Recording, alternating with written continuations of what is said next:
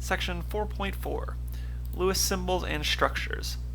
Lewis dot symbols are a way of representing valence electrons in an atom. Remember that with our main group elements, valence electrons are equal to the group number that element is in. What you want to do here is you want to start by placing dots in up to 4 quadrants, pairing only after 4 have been placed. For example, sodium. Sodium's condensed electron configuration is given here. So for all of these main group elements in the third period, their condensed electron configurations are given. Now sodium has 1 valence electron, 3s1. So the Lewis symbol for sodium would be Na, the elemental symbol of sodium, which just represents the core electrons, and then a single dot representing that 1 valence electron. For magnesium, same idea. You write Mg, so the elemental symbol for magnesium, and this again represents the core electrons.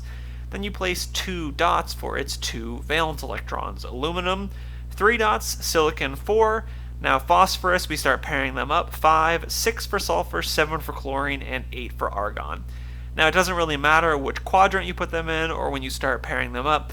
It doesn't really matter which quadrant you start pairing them up in, so as long as you don't start pairing them until each dot has one dot has been placed in each quadrant, just like when we were filling in orbital diagrams, like we talked about in chapter 3.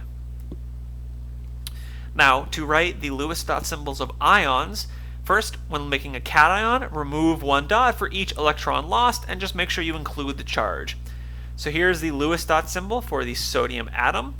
Now when it forms the sodium cation, it's going to lose an electron. So this would be the Lewis dot symbol for the sodium cation. It loses that electron, and then you write in the charge. You include the charge here as a superscript. So the sodium cation's Lewis dot symbol is given here. Or this is the calcium cation's Lewis dot symbol. It loses these 2 electrons, so it has a charge of 2+. To make an anion, you add 1 dot for each electron gained. Now, with anions, you do want to surround the dots with brackets and then include the charge outside the brackets. So for chlorine, chlorine gains 1 electron to form the chloride or chlorine anion. So it would be Cl with 8 dots around it. Then you place brackets and you place that -1 charge. Or for sulfur, sulfur normally has 6 electrons. It gains 2. So you have an S with 8 dots around it, brackets, and then 2-. To write the Lewis structures of ionic compounds, you just write the structure of the ions next to each other. So for sodium chloride, you would write Na+, bracket, and then Cl with the 8 dots minus, and with the bracket. For magnesium oxide, it would be Mg2+, and O2-. So you just write the Lewis symbols of the ions next to each other to write the Lewis structure of an ionic compound. The only one I want to highlight here is with calcium fluoride. So it's calcium and it's 2 fluoride ions, so include the brackets, and then place the 2 as a subscript here, since you need 2 fluoride ions to balance the charge from that 1 calcium 2+ cation. Alright, now let's get into Lewis structures of molecules. Lewis structures show the sharing of electrons in covalent molecules. A pair of shared electrons makes a covalent single bond. For example, if we are forming chlorine gas, so we've got 2 chlorine atoms here. So when they form a chlorine molecule, they make a covalent single bond. So you can draw it this way with all of these dots, but typically a covalent bond is shown as a line or as a dash instead of 2 dots. So chlorine gas would be drawn like this. Each chlorine atom has these 6 electrons around it, and then we have this single bond right here. So this single bond represents a pair of shared electrons. Those 2 electrons are being shared between these 2 chlorine atoms. Now in Lewis structures, whenever possible, electrons are found in pairs. It's rare that you see electrons not in pairs. They will either be in a bonding pair or a lone pair. Bonding pairs are shared between atoms, so they are in between the atoms. So this is a bonding pair.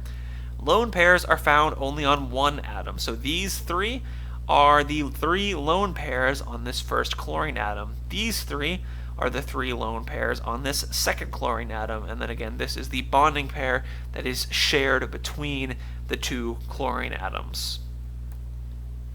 All right, quick question. How many lone pairs of electrons are on the oxygen atom in the Lewis structure for water, which is given here toward to the right? Okay, the correct answer is C2. There are 2 lone pairs on the oxygen atom, and then there are 2 bonding pairs being shared between oxygen and the hydrogen atoms. Okay, let's talk about the octet rule.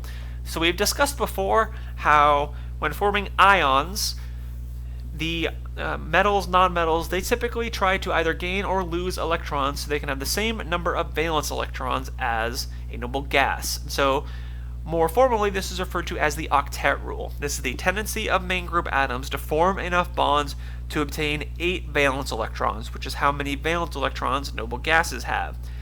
So we want 8 dots, or the equivalent with dashes, around each atom, the major exception being hydrogen. Hydrogen only needs 2 electrons to fill its valence shell. So for example, if we look at the Lewis structure for carbon tetrachloride, if you look at all 5 atoms here, all 5 of these atoms have 8 dots, or they all have 8 electrons around them. So this chlorine has 2, 4, 6, 8. This chlorine, 2, 4, 6, 8. 2, 4, 6, 8. 2, 4, 6, 8. If we look at carbon, 2, 4, 6, 8. Every atom here has 8 electrons around it. So these are all of these satisfy the octet rule. Or if we look at silane, SiH4, so here, silicon, it's got 2, 4, 6, 8. It's got 8 electrons around it. And all of the hydrogens, they all also have 2 valence electrons. So silicon's got its 8. It satisfies the octet rule. And then hydrogen's got the 2 that it needs. Hydrogen only needs 2 electrons to fill its valence shell. Okay, now this relates to what we were talking about with charges earlier. So with nonmetals, the number of bonds the atom typically forms is equal to 8 minus the group number. For example, nitrogen is in 5A, so it makes 3 bonds. So this is very similar to when you calculate the charge, right? If I asked you to predict the charge nitrogen forms when it forms an ion, you would say -3 because nitrogen needs to gain 3 electrons. Same idea here.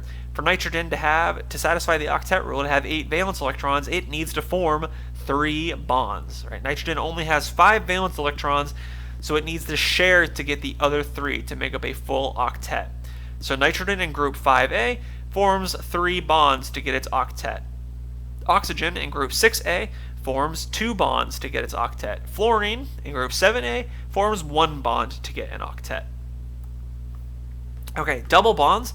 Double bonds are made from 2 shared pairs of electrons. So most commonly, we're going to see single bonds, which are just made from 1 shared pair, 2 total electrons, but double bonds can and do exist. They are made from 2 shared pairs of electrons, or 4 total electrons. So for example, carbon dioxide.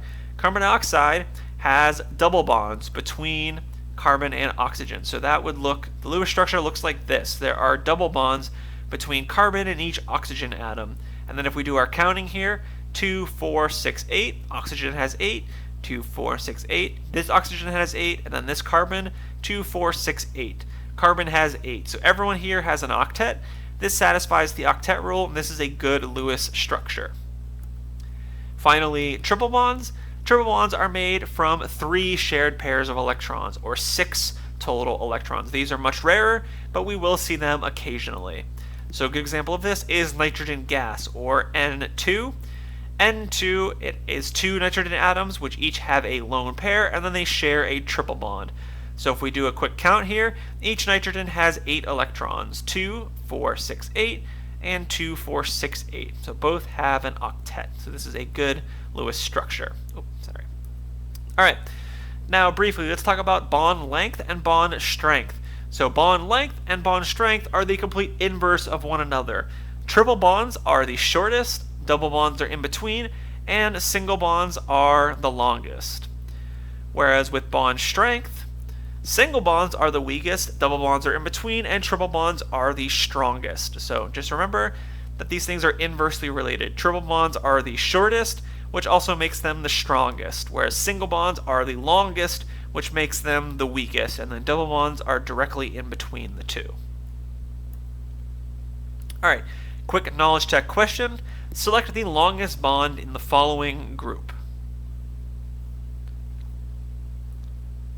Correct answer is A. This is the single bond, so it is the longest in this group.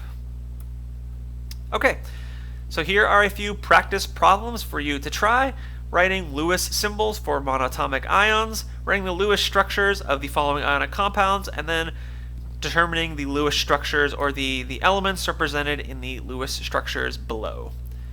Alright, so pause the video, give these problems a try, and then the answers for 3 are listed here. For answers 1 and 2, you can see the examples on the slides, 78 and 79. You can also find these answers in the Chapter 4 group worksheet, which will be posted on Blackboard. Alright, so I'm going to stop the video and split this section into 2 halves like the previous section. So I'll see you in the next one for the second half of section 4.4.